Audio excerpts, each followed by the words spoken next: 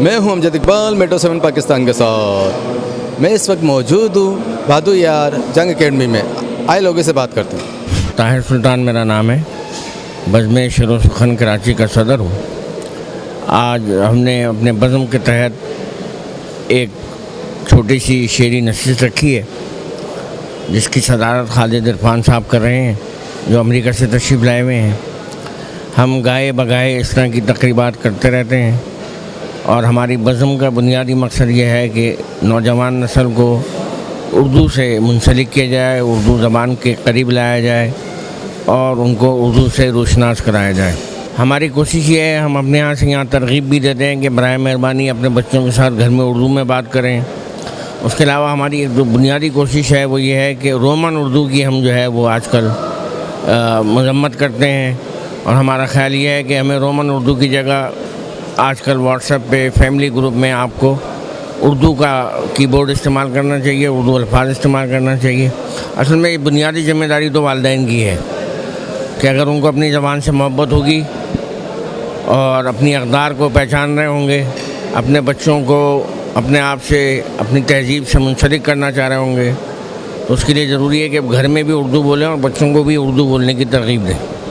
دیکھیے، بچوں کو اور نئی نسل کو اگر ہم یہ سکھائیں گے تو ہماری نئی نسل جو ہے وہ ہماری ثقافت سے بھی ہماری تاریخ سے بھی بے خبر ہے.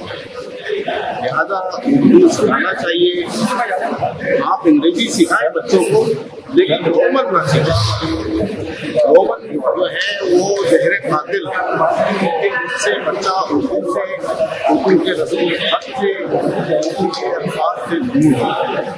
ہم پوری کوشش کرتے ہیں کہ نوجوانوں میں اور اپنے خاندان کے اندر وہ لوگ جو بچے اوپر لکھتے ہیں ان کو اس کی ترغیب ہے اور الحمدللہ اس کے بہت اچھے نتائج بھی ہمارے دیکھنے کو مل رہے ہیں. لیکن ہمارا یہ ہے کہ ہماری مادری زبان ہے یا جو علاقائی بولیاں بھی ہیں لوگ اس کو دھیان نہیں دیتے، توجہ نہیں دیتے اور وہ ایک جو غلامی والا اثر ہے کہ انگریز کی غلامی، ابھی بھی یہ سمجھتے ہیں کہ اگر اس کی زبان اس کے ہی ایکسینٹ میں اگر ہم بولیں گے تو وہ اس میں اپنے آپ قابل فخر. یہ المیہ ہے جو کہ نہیں ہونا چاہیے. دنیا کی بڑی قوموں میں ترقی کی ہے انہوں نے اپنی زبان کو اپنے زندگی کو موقع دیا ہے، اس میں توجہ اگر ہم بھی اپنے ملک سے اپنی زبان میں شعبہ کریں گے. یہ اسی کے لیے کوشش ہے کہ ہمارے ملک کے جو بچے خصوصاً نوجوان جو ہیں اردو زبان سے اتنی رغبت نہیں رکھتے ابھی، تو ان کے لیے ایک موقع ہے کہ وہ جو ہے اردو زبان کی طرف پہنچے. اسی لیے یہ ہماری فرض ہے. یہ ایک سال میں ایک مرتبہ سالانہ بڑا مظاہرہ کرواتی ہے اور سال میں تقریباً 3 سے 4-5 تو اس میں شعراء کے اعزاز میں بھی تقاریب ہوتی ہے، بیرون ملک سے آئے ہوئے مہمانوں کے اعزاز میں تقاریب ہوتی ہے اور جو یہاں مقامی طور پہ ہمارے